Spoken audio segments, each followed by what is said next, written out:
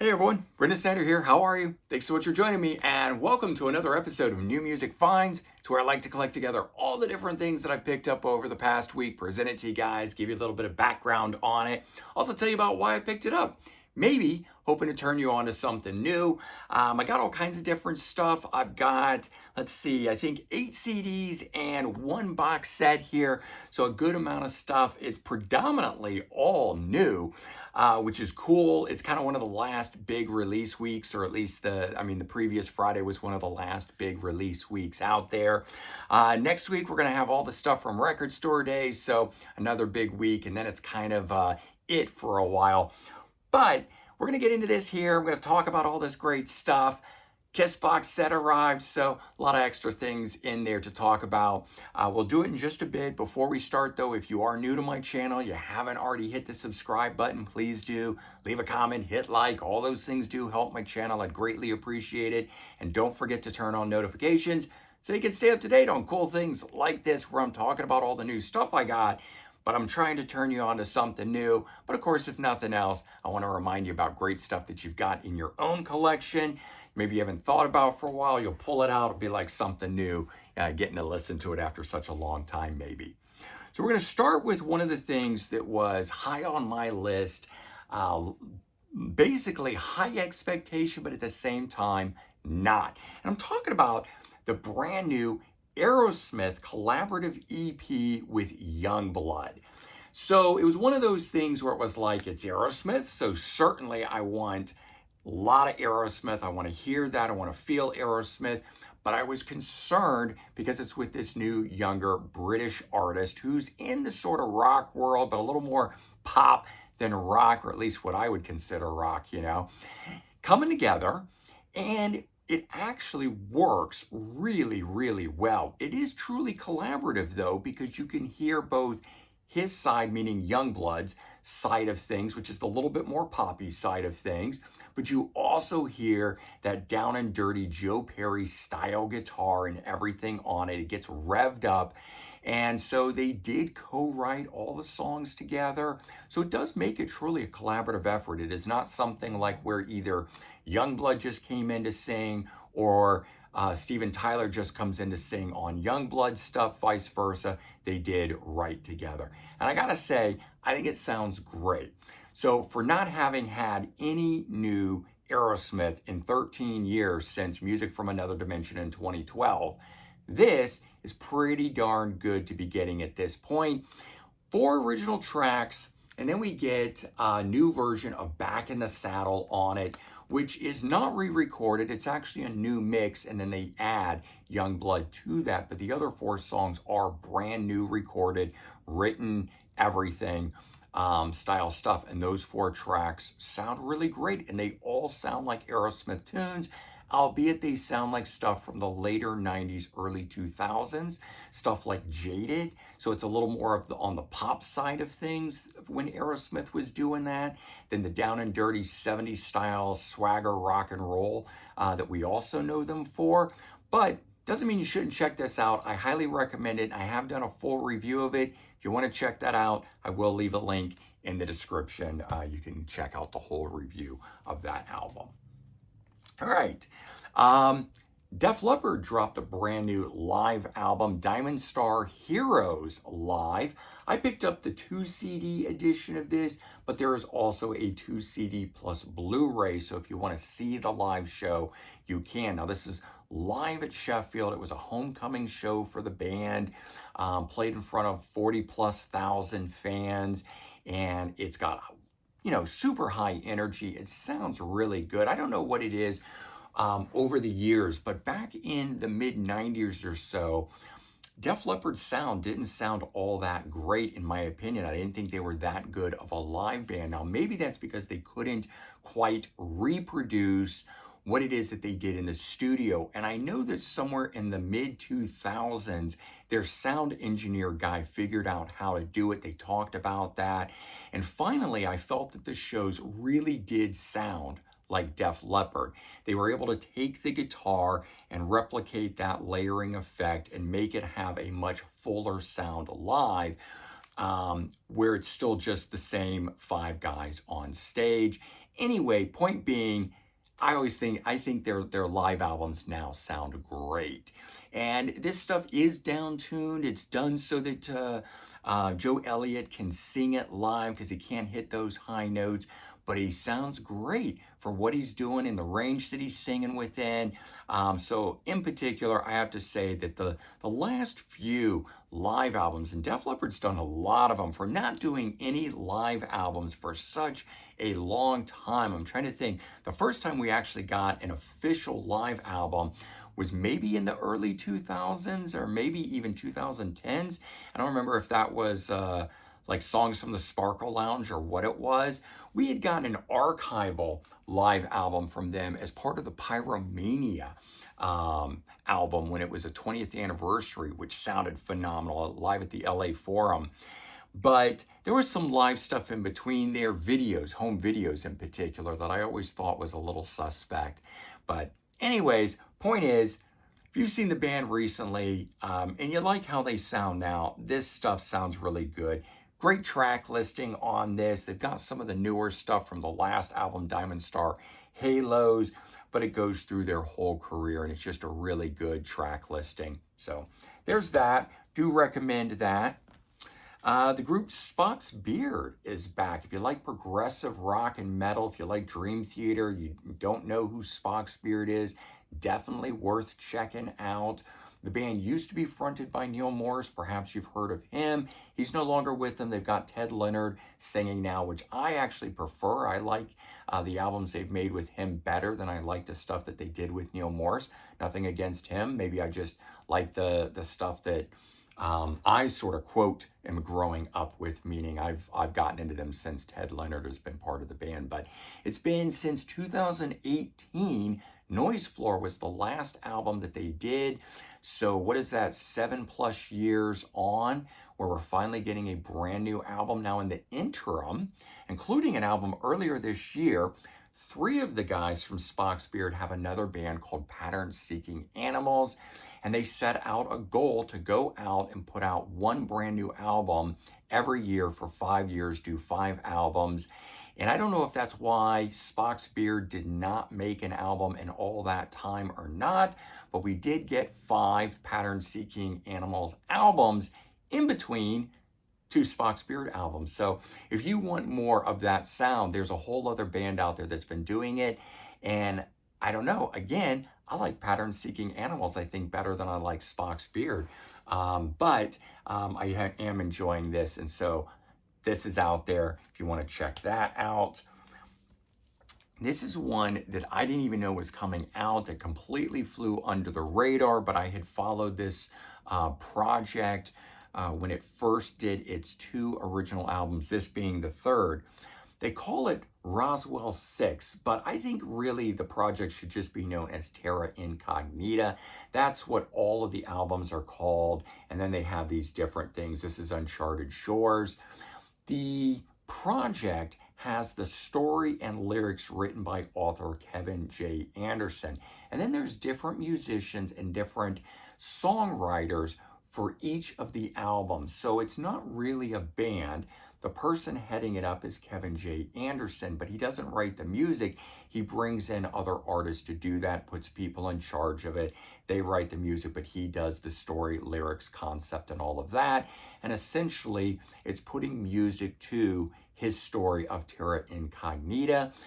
But however it's done and however it's coordinated, it all sounds like it is of the same thing, and I have really enjoyed it musically. Can't say that I've really gotten into the storyline aspect of things. I'm not a big lyrics person. I'm a big music person, and musically at least, I have really loved these. So I was glad to get this. This is supposedly the 3rd and final in the series. So they got a lot of guest musicians that come in. Michael Sadler from Saga is on here.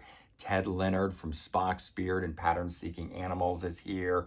Dan Reed, Doan Perry, Jeff Tuttle on drums, Greg Bissonette on drums from David Lee Roth Band, but a lot of cool musicians. If you're into progressive rock and progressive metal, this would definitely be something worth checking out, in my opinion.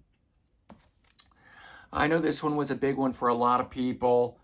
The Beatles Anthology 4. So obviously back in 1995, the Beatles did 3 anthologies back then. It was a huge, huge deal.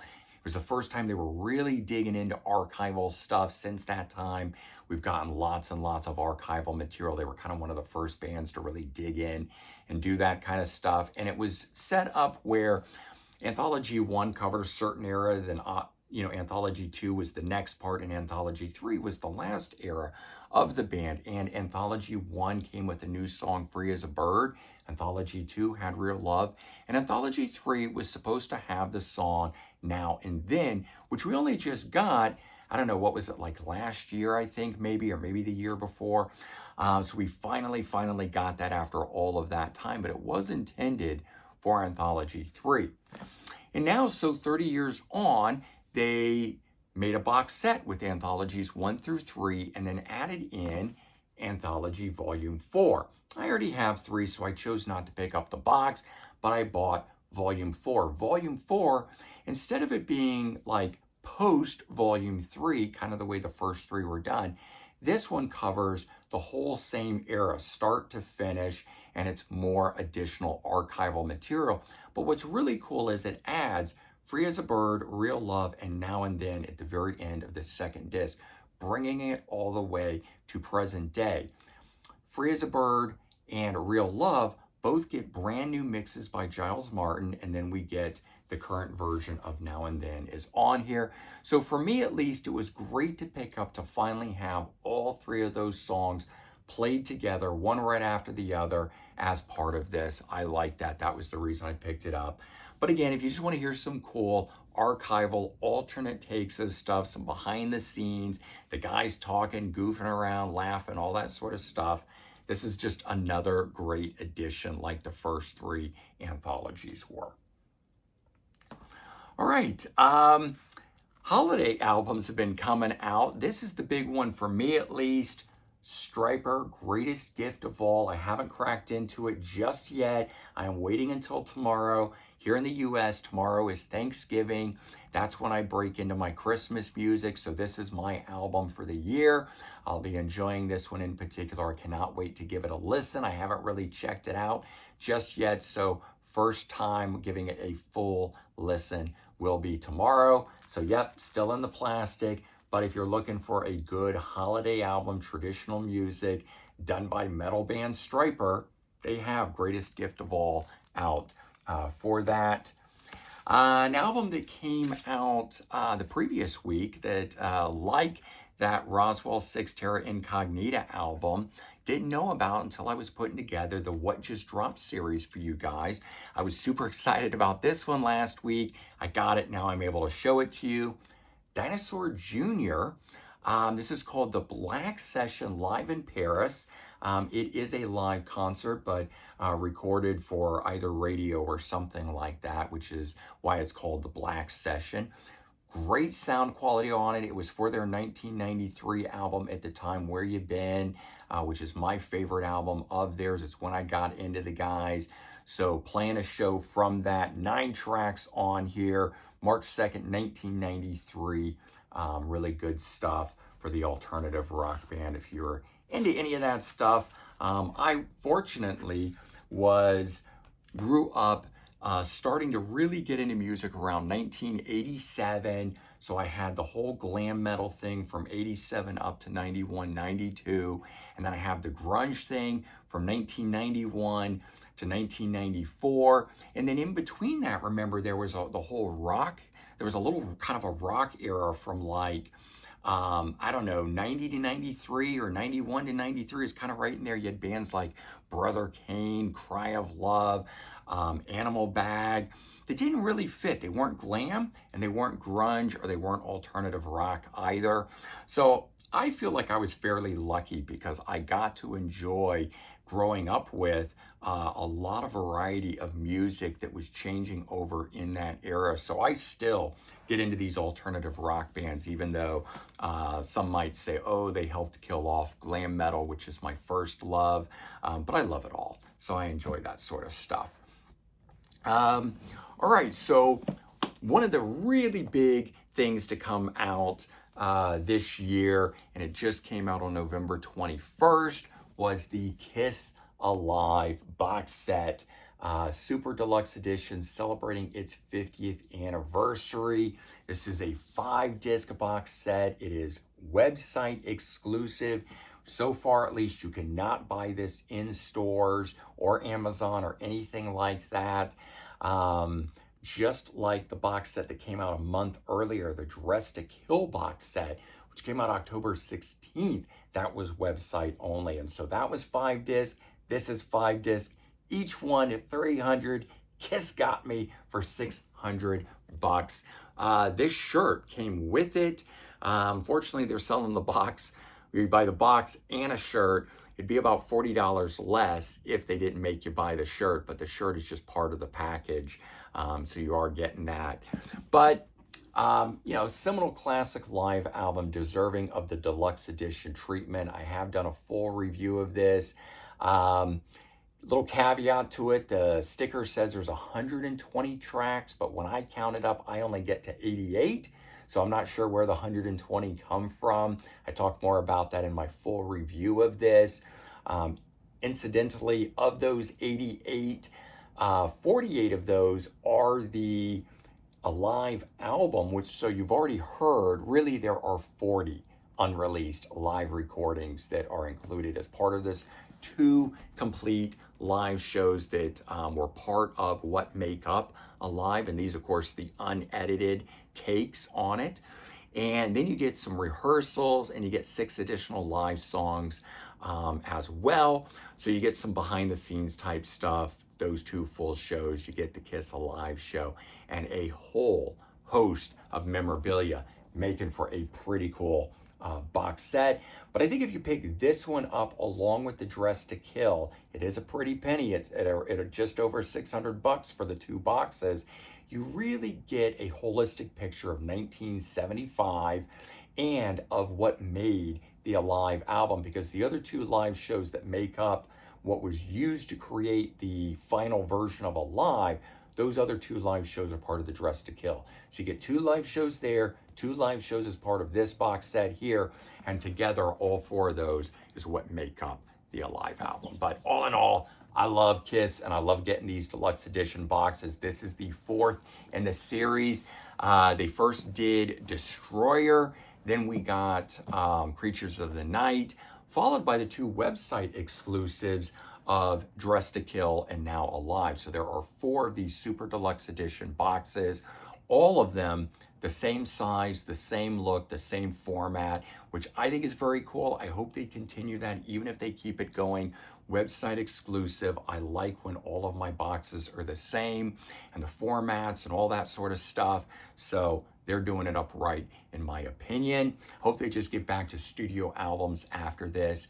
And if they do one for Alive too, which they probably will, and we get the, I don't remember, is it 4 or 5 studio tracks that were included? I hope there's some studio outtakes and maybe even some other tracks that were done that were never released.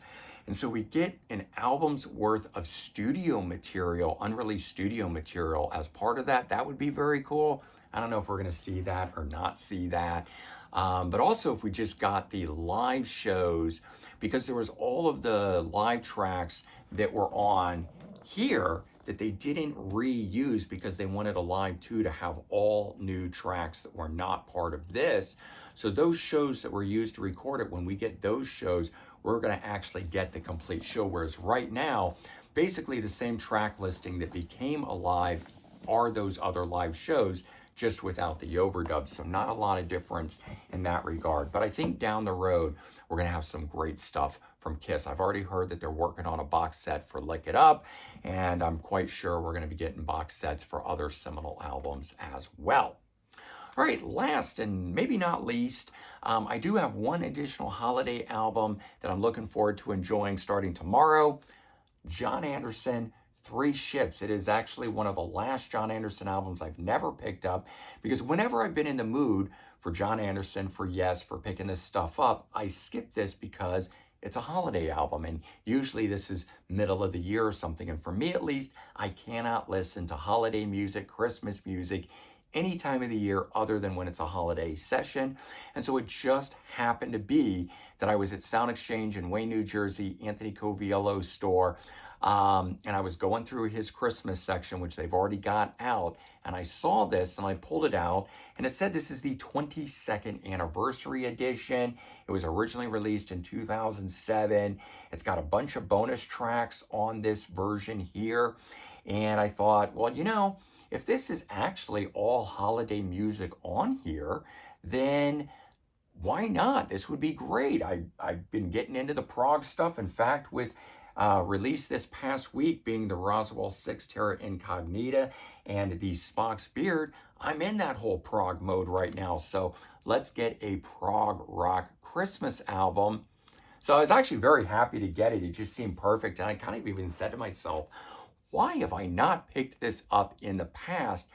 And I checked my Christmas, I keep all my Christmas CDs separate, and I checked my Christmas stuff, and there was no John Anderson 3 Ships in there. So now I've got it. So I'm very excited about this, having 2 holiday Christmas albums to enjoy starting tomorrow.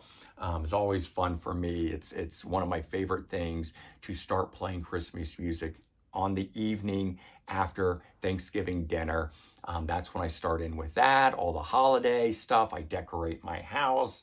So that's how I always have kind of kicked things off. And in a week or two, that's when I get the tree and do that. And I always keep it up until New Year's Day, and then I take it down. But that's my whole holiday season. I hope you guys have enjoyed all the stuff I ran through today. There's some individual reviews of that stuff. I'm going to leave links for the Aerosmith, for the Kiss box set. I've also got some 1-minute reviews up for a number of those other albums. If you like watching any of the shorts, I do individual 1-minute review sessions very quickly on a lot of albums just to keep you guys in the loop so you can watch that kind of stuff during the week. I try to post those one a day too. So if you haven't been clicking over into the shorts section, I'm generally trying to upload 1 short a day. So bonus content if you want to check that out as well. But weigh in, let me know what you picked up this past week, and let me know if you're going to be picking up either of those Kiss box sets. They are limited edition, so don't let them slide. If you're a Kiss fan, you're going to want to probably grab those because I do not know whether or not we will ever see those in stores. We could, maybe, perhaps, but at least right now it doesn't appear to be the case. But maybe 2026, both of those will get wider releases. Who knows? We'll have to wait and see. We'll learn our lessons as we go forward, as they say. But all in all, there we go. So have a happy Thanksgiving, Turkey Day if you are celebrating in the U.S. and around the world. If there are any other sort of Thanksgiving-style celebrations, I wish everyone the best. All right, take care, have a good one, and I'll talk to you real soon. Bye-bye.